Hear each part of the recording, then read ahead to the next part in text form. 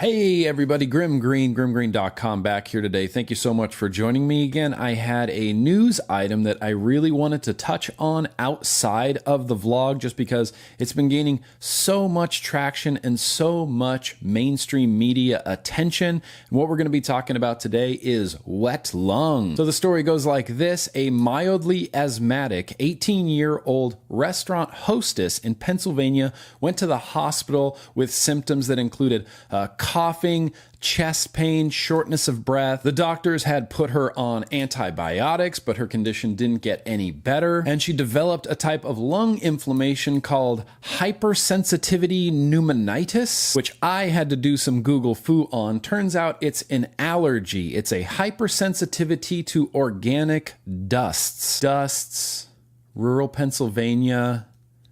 Yeah. And then eventually the doctors diagnosed her with acute respiratory distress syndrome, which in the medical community is often referred to as ARDS. That's the official name for it, but the name they give it in this article is called wet lung. And the interesting thing to me is you can easily Google the term wet lung, and what it brings up is nothing but references to this particular case. And the term wet lung is a real buzzwordy sounding word, isn't it? It's a lot easier to get wet lung out there, to have people associating the term wet lung with vaping than it is ARDS, acute respiratory distress syndrome. I do also quickly want to point out that no, I am not a scientist or a doctor. So this poor girl gets diagnosed with acute respiratory distress syndrome caused by hypersensitivity pneumonitis, which is, again, an allergy. It's a hypersensitivity to organic dust. But they also felt the need in this article to sort of shoehorn in the fact that she had been experimenting with vaping. They say she was vaping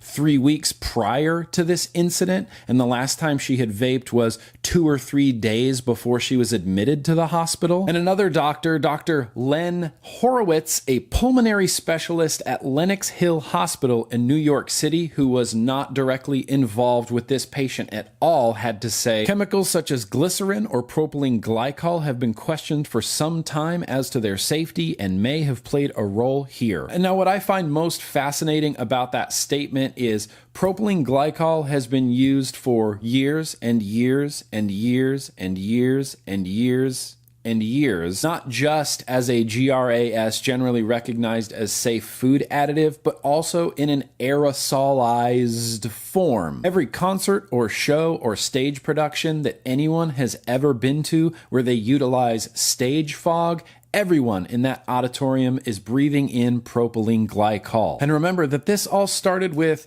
hypersensitivity pneumonitis, which is an allergy. So there is a good chance that this unnamed 18-year-old mystery waitress hostess from Pennsylvania did have maybe an allergy to propylene glycol. That is a very real thing that exists. The more traditional symptoms of a propylene glycol allergy are things like itchy, red, tender skin, you have a dry scalp, you have the possibility of getting rash on your head or on your ears. If someone had a propylene glycol sensitivity or allergy, they would be very well aware of it before they started vaping. Propylene glycol is used in multiple applications across many different industries, including pharmaceuticals, toothpaste, shampoo. Propylene glycol is kind of everywhere, and it's generally recognized as safe by the FDA. So if someone had a sensitivity or even a full-on outright allergy to propylene glycol, they would know it far beforehand, before vaping. And there are a lot of vapors that I have talked to that have to use 100% VG or glycerin juice because they do have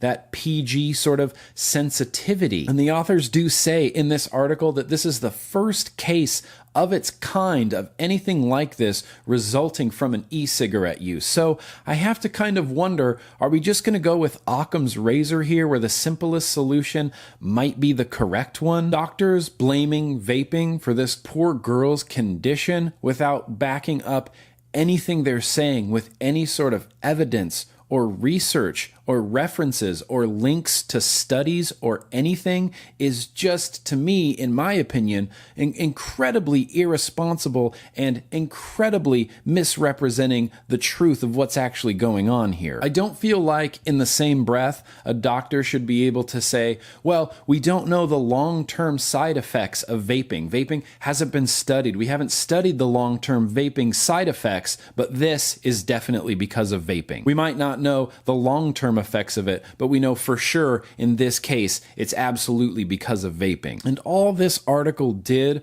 was use this poor girl's condition as a platform for completely slandering vaping. And they end this article with a statement that has nothing to do with the original headline. It has nothing to do with this poor girl. It has nothing to do with the possibility of having an allergic reaction to propylene glycol. And the same doctor, Dr. Len Horvitz, who previously had the statement regarding the danger of propylene glycol, the last quote in this article is from him, and it says, vaping nicotine through e-cigarettes, especially at higher concentrations, is associated with continued vaping and with smoking traditional cigarettes. In this way, e-cigarettes can be the gateway to smoking traditional cigarettes. There is no safe smoking. Do as much research as you want. You will not find any relevant data that associates e-cigarettes as a gateway to traditional tobacco cigarettes. The evidence is simply not there. The data is simply not there.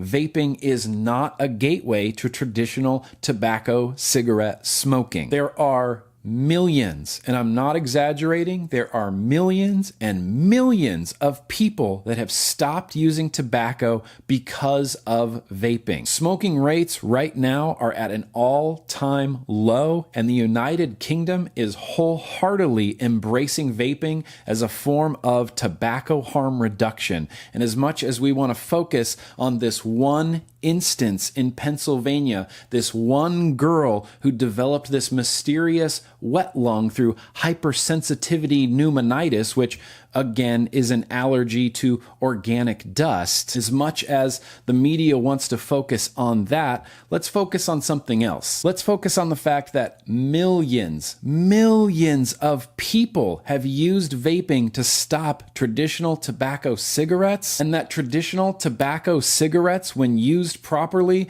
cause upwards of 400,000 deaths in the United States every year. 480,000 deaths because of cigarette smoke. And CNN and CBS want you to focus on this one girl who had one allergic adverse reaction to something that may or may not have even been vaping related. Vaping is going to change the world. If you're out there, please be a critical person. Don't just read a headline on an article and believe it as the Bible truth. Look into it, research it, see what these doctors are saying, see what other doctors are saying, see what the Royal College of Physicians, the largest and most respected group of doctors on earth, is saying about vapor products. And any opinions or feedback you have, I'd love to get them down in the comments below. And where I'm going to leave this right now is a quote from Dr. Konstantinos Farsalinos. He is a cardiologist out of Greece. Here's what he had to say about it. This was a case report of hypersensitivity pneumonitis, most commonly an allergic reaction that causes inflammation in the lung. The inflammation, which could be caused by pneumonia, bacteria, and more, results in pleural effusion. The authors of the study only suggested that vaping caused hypersensitivity pneumonitis, providing absolutely no scientific data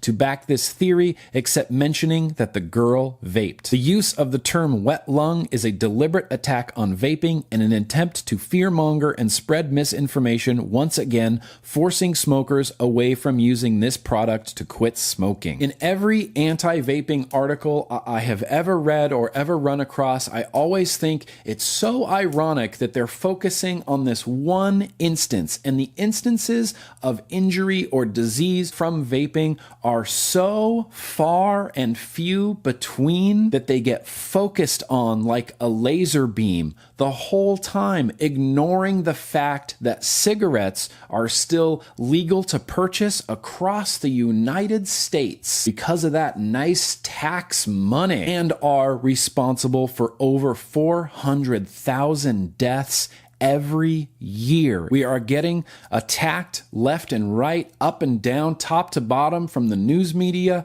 from politicians, from state and local governments, from doctors, from all of these people that are supposed to be helping and supporting public health. And by demonizing a product that is at least 95% healthier for you than traditional tobacco cigarettes, I think they are doing a great disservice to public health, and they are keeping smokers smoking. And I'm going to leave that right there before I get too fired up and get a little bit too ranty. As always, leave any comments or opinions down in the comment section below, but that's what I got for today, everybody. Thank you so much for watching, and as always, 95% healthier for you. Let's keep on vaping.